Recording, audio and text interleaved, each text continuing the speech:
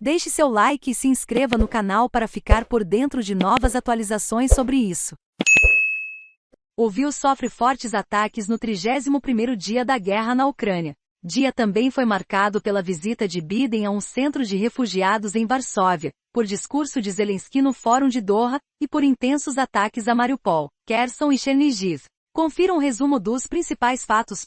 No dia em que o presidente americano, Joe Biden, visita a Polônia, um ataque com mísseis russos contra a cidade de Lviv, a cerca de 90 quilômetros da fronteira polonesa, deixou pelo menos 5 feridos, segundo confirmaram autoridades regionais neste sábado, 26/03.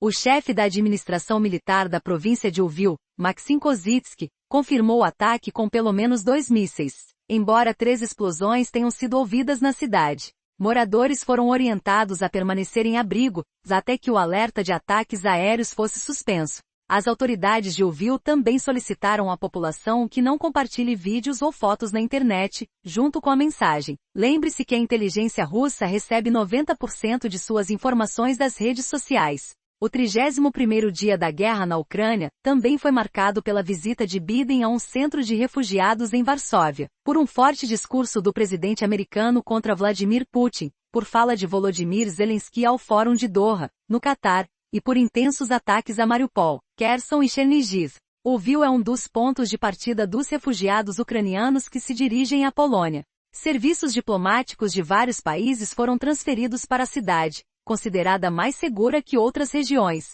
Em pouco mais de um mês de guerra, Lviv permanece relativamente poupada da guerra, embora tenha recebido outros 2 ataques. Um míssil contra uma base militar nos arredores de onde combatentes estrangeiros treinavam, que causou 35 mortes, e outro dias depois contra o aeroporto da cidade, sem deixar vítimas. Impossibilidade de retirar feridos também neste sábado. Autoridades de Chernihiv, a cerca de 120 quilômetros a nordeste de Kiev, informaram que a cidade está cercada pelas forças russas, é impossível retirar civis e feridos. Uma ponte que ligava a cidade a Kiev foi destruída pelos russos e outra, sob constante tiroteio, ameaça ruir, impedindo que sejam criados corredores humanitários para retirar civis.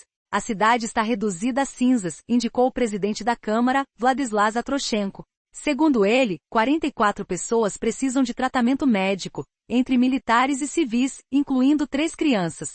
Ele informou que mais de 200 civis morreram e que 120 mil pessoas ainda estão na cidade, cuja população era de 280 mil antes da invasão russa. Combates também foram relatados neste sábado em outras partes do país.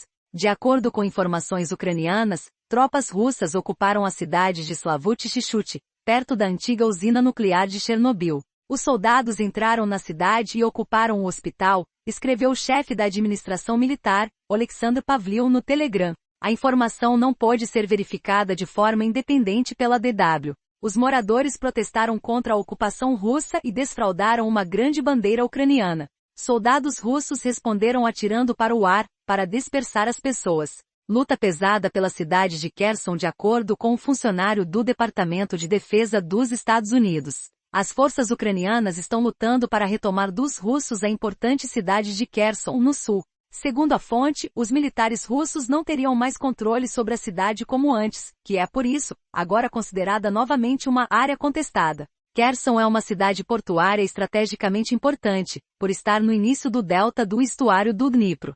Segundo membro da defesa americana, se os ucranianos conseguirem recapturar a cidade, isso complicaria o ataque russo à cidade vizinha de Mykolaiv. Também tornaria uma possível ofensiva terrestre na direção da cidade portuária de Odessa significativamente mais difícil. Campanha de retirada de Mariupol. O governo francês planeja, em cooperação com as lideranças de Turquia e a Grécia, uma campanha humanitária de retirada de cidadãos de Mariupol. O anúncio foi feito pelo presidente francês, Emmanuel Macron, após a cúpula da UE em Bruxelas. Ele afirmou que já existem conversas concretas com o prefeito da cidade e com o presidente ucraniano, Volodymyr Zelensky. Segundo Macron, também é necessário obter um acordo com a Rússia, cujas tropas estão sitiando a cidade há semanas.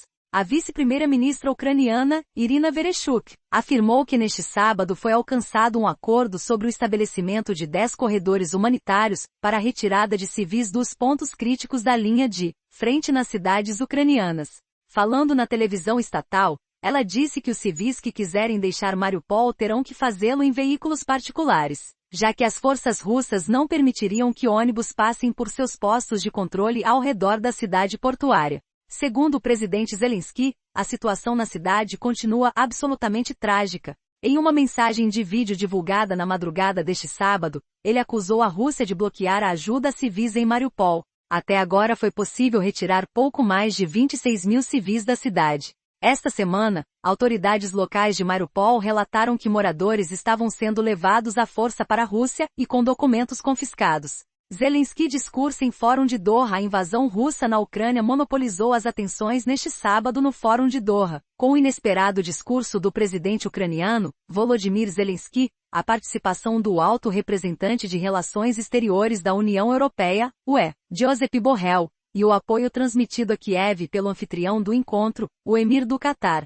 Tamim bin Hamad Al Thani. Enfatizo a postura firme do Catar em renunciar à violência contra civis e outros países, bem como tudo que envolve a violação dos direitos humanos e do direito internacional, disse o emir do Catar na abertura do evento após mencionar a guerra na Ucrânia, lembrando ainda os milhões de palestinos que estão sofrendo com a ocupação de Israel e negligência internacional por décadas. O discurso virtual de Zelensky foi recebido com aplausos dos participantes. Um grande grupo de líderes e estrategistas políticos de todo o mundo reunidos na capital do Catar para abordar as principais questões de preocupação global. Precisamos de uma verdadeira reforma das instituições internacionais para que um país não possa fazer o que quer, disse Zelensky. O líder ucraniano pediu a criação de uma coalizão contra a guerra e garantiu que, com a agressão da Rússia, a comunidade internacional aprendeu que todos os países precisam de armas nucleares para poder defender-se de uma invasão. Precisamos garantir que as capacidades nucleares de um país não sejam usadas para cometer injustiças contra outras nações, insistiu o líder ucraniano que, apesar das sanções impostas pela comunidade internacional, assegurou que a Rússia ainda não foi punida pelo que fez na Ucrânia. Zelensky também pediu em Doha que se aumente a produção de energia diante da chantagem da Rússia e listou o Catar entre os países responsáveis, confiáveis e firmes na exportação de seus recursos que, dessa forma, podem contribuir para a estabilidade na Europa. Nenhum país pode usar a energia como arma para chantagear o mundo, declarou.